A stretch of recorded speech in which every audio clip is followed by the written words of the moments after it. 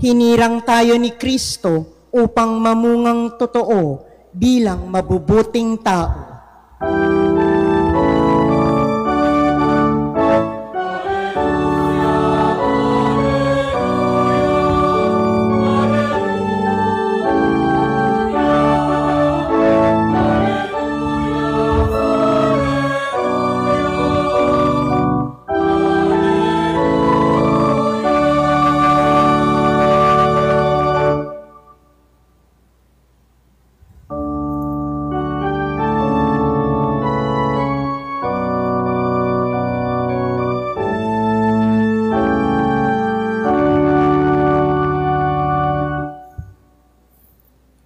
Sumainyo ang Panginoon At sumaiyo rin. ang mabuting balita ng Panginoon ayon kay San Lucas. Papuri sa iyo, Panginoon.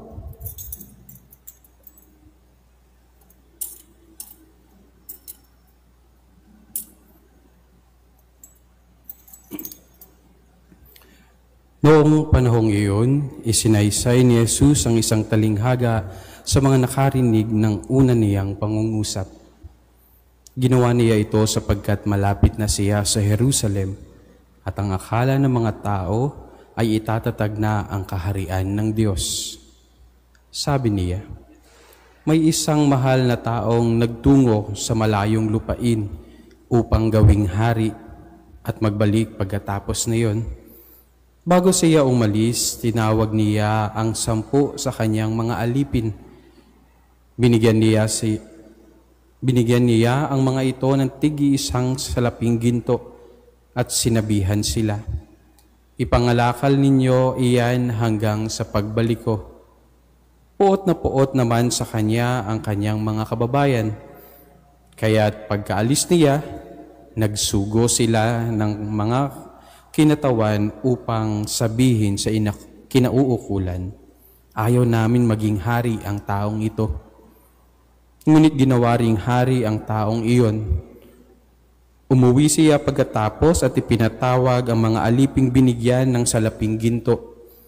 Upang malaman kung gaano ang tinubo ng bawat isa, lumapit sa kanya ang una at ang sabi, Panginoon, ang salapi ninyong ginto ay nagtubo ng 10. Magaling, sagot niya, mabuting alipin.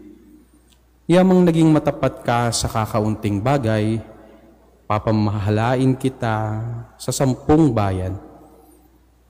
Lumapit ang ikalwa at ang sinabi, Panginoon, ang inyong salaping ginto ay nagtubo ng 5. At sinabi niya sa kanya, mamamahala ka sa 5 bayan.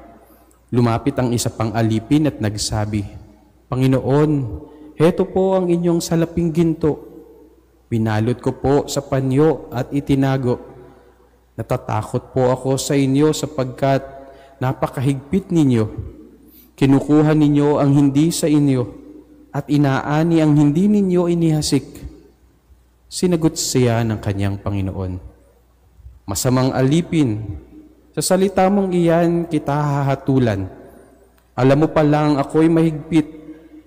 Sinabi mo, kinukuha ko ang hindi sa akin at inaani ko ang hindi ko inihasik. Bakit hindi mo inilagay sa bangko ang aking salapi? Pagbabalik ko, sana'y may tinubo ang puhunang ito. At sinabi niya sa mga naroroon, kunin ninyo sa kanya ang salaping ginto at ibigay sa may 10. Panginoon, siya po'y mayroon ng 10 salaping ginto. Wika nila. Sinasabi ko sa inyo, ang bawat mayroon ay bibigyan pa, ngunit ang wala, kahit ang kakaunting nasa kanya, ay kukunin pa. Tungkol naman sa mga kaaway kong ayaw na ako'y maghari sa kanila, dalhin ninyo dito at patayin sa harapan ko. Mga kapatid, ang mabuting balita ng Panginoon. Pinupuri ka namin, Panginoong Hesukristo. Magandang gabi po sa inyong lahat. Tunay po na sa buhay natin, lahat tayo ay may kanya-kanyang tungkulin. At sa bawat tungkuling yon, may nakaakibat na responsibilidad. Mabigat man or magaan, nasa sa atin kung paano dadalhin. Pero may tatlong bagay po na nais iparating sa atin ang Ebanghelyo kung paano makakatulong sa ating buhay bilang ang bawat isa ay may kanya-kanyang tungkulin at responsibilidad sa buhay. Una, tayo po ay pinapaalalahanan na ang lahat ng bagay ay kaloob ng Panginoon. Maging ang ating kapangyarihan, maging ang ating katatayuan sa buhay, maging ang lahat ng ating yaman, maging ang ating hininga ay galing sa Diyos. Katulad ng nabanggit sa unang pagbasa mula sa libro ng Makabeo, na kung saan itinuro ng ina sa kanyang anak kung paanong hindi saklaw ng ina yung pangyayari sa buhay ng kanyang anak. Pero alam ng Panginoon kung ano ang pwedeng maganap at kung ano ang kanyang pwedeng ipagkaloob sa bawat isa. At yun po ang dapat natin pakatandaan sa bawat araw ng ating buhay. Ang lahat po ay nanggagaling sa Diyos. At pag sinabing nanggagaling sa Diyos, ang lahat ay sapat. Naniniwala po ba kayo doon? Sino pong hindi naniniwala? Taas ang kamay. Kasi hindi nauunawaan ng iba kung anong itinaas nila. Pero magkagayon mo mga kapatid, totoo na sa Diyos nanggagaling ang lahat. Pero kulang tayo sa paniniwala at pagtitiwala. Bakit? Marami tayong gustong mangyari sa buhay natin. Marami tayong gustong gawin. At pag hindi nangyayari, gumagawa tayo ng paraan na ikapapahamak ng ibang tao o kaya ay ikahihirap ng buhay ng bawat isa. Kung paanong narinig natin sa unang pagbasa na sa talinghaga ng Panginoon, merong isang tao na gagawing hari. At dahil ayaw ng mga ilan na maging hari siya dahil mahigpit ang tingin, ay gumawa sila ng paraan para maiparating yung kanilang saloobin na ayaw nila. Pero actually, ayaw nila kasi sa pansariling interes. Pero hindi dahil sa interes ng karamihan. At sa buhay natin, aminin man natin sa hindi, madalas ganun tayo.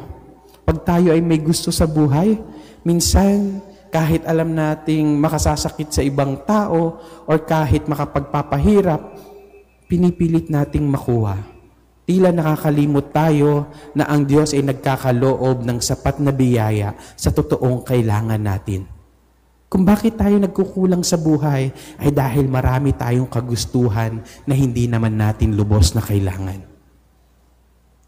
At madalas, yung akala nating gusto natin ang makapagbibigay sa atin ng kaligayahan, hindi natin namamalayan, uti-uting nawawala ang ating buhay. Uti-uting namamatay tayo sa kaligayahan na ating hinahanap. Uti-uti tayo ay lubos na nalalayo sa biyaya na ipinagkakaloob ng Panginoon. Kaya pangalawang bagay po na ipinaparating sa atin ng Panginoon, na sana gamitin at matuto tayong mag-appreciate ng mga biyaya na meron tayo. Madalas po kasi sa atin, hindi natin kayang tanggapin yung blessings na meron tayo kasi nakatingin tayo sa blessings ng iba. At gusto natin yung kanila, hindi yung nasa harapan natin. Pag tayo ay nagdasal sa Panginoon, may ine-expect na agad tayong darating. May ine-expect na tayong garbong pangyayari sa buhay natin. Pero hindi naman yun talaga yung ninanais at kailangan natin. Alam ng Panginoon kung ano ang kailangan natin, maliban sa gusto natin. Pero muli mga kapatid, hindi nagtutugma ang pangangailangan natin sa kagustuhan natin. Kaya pag dumating ang biyaya sa ating harapan, hindi tayo maalam magpasalamat. Hindi tayo maalam makontento. Hindi natin alam kung paano gagamitin. At yun po yung nangyari sa isa sa mga alipin na binigyan ng salapi. Dahil sa takot o kaya dahil sa hindi alam kung paano magkakaloob ng sarili para mapalago yung biyayang yon, hindi niya nagawang palaguin, itinago pa. At yun po yung nangyayari sa buhay din natin. Kasi ayaw natin yung biyaya sa harapan natin, iiwasan natin, itatago natin, babaliwalain natin. Lagi tayong nakahangad sa biyaya ng iba. At ang lagi natin sinasabi, napaka-unfair ng Diyos.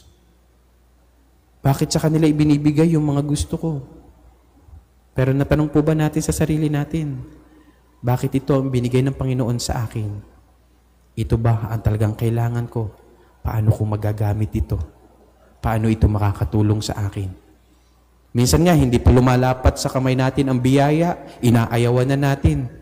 Kasi iba yung hinahangad natin. So muli mga kapatid, matuto tayong magpasalamat at gamitin natin yung biyaya na nasa harapan natin. Kasi muli, ang biyaya na nasa ating harapan ang makakatulong upang matagpuan natin ang totoong kaligayahan na ating hinahanap at totoong kaginhawahan sa buhay.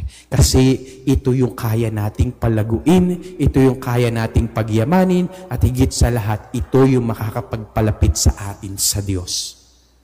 Pero kung hahangarin natin ay mas higit sa ibinibigay ng Panginoon, hindi tayo makatatagpo ng totoong kaligayahan at lagi nating iisipin na ang biyaya ay kulang at hindi sapat. Pangatlo, at higit sa lahat, bilang namimintuho sa mahal na Birhen Maria, ipinapaalalahanan din po tayo na sana maging handa sa bawat pagkakataon ng ating buhay. Handang magtiwala sa Diyos, handang tumanggap ng biyaya ng bukas palad, handang magbahagi ng biyaya sa iba, at higit sa lahat, handa ang ating puso at pagkatao sa takdang panahon na pagdating ng Panginoon. Ilang linggo na lang po, papasok na tayo sa Adbyento, paghahanda sa pagdating at pagsilang ng Panginoon. Tayo rin po ay naghahanda sa kapistahan ng Mahal na Birhen Maria. Kung paanong inihahanda natin ang ating kapaligiran, sana ihanda din natin ng buong buo ang ating pagkatao at puso. Katulad ng Mahal na Birhen Maria,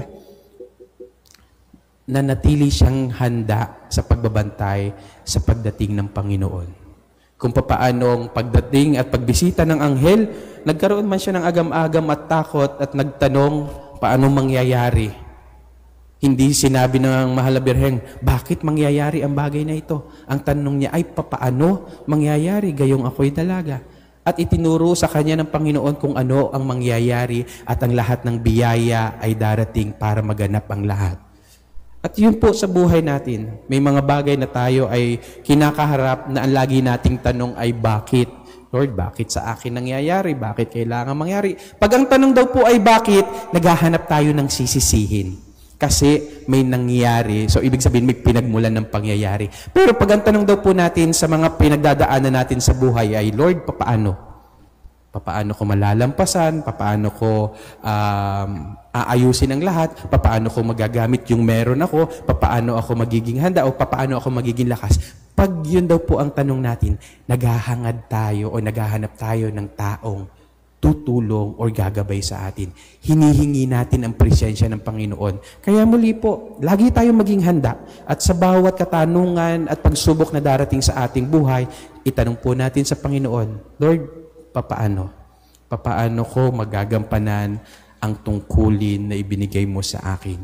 Papaano ko mapapalago ang aking kakayanan? At papaano ko maiihanda ang aking sarili? Nang sa gayon, alam natin na kumikilos ang Diyos sa ating buhay at makikita at maiialay natin ang ating sarili sa Kanyang mabuting kalooban. Kaya muli mga kapatid, sa bawat araw ng ating buhay, lagi po natin tatandaan na ang kalooban ng Panginoon ay laging mangyayari. Ipagkakaloob niya ang biyaya upang tayo ay laging maging handa sa bawat sitwasyon ng ating buhay. Pero sana, hangarin natin na maging bukas ang ating puso at pagkatao para lagi tayong handa sa pagtanggap ng biyaya, pagkilos sa araw-araw at pagsunod sa mabuting kalooban ng Panginoon. Amen.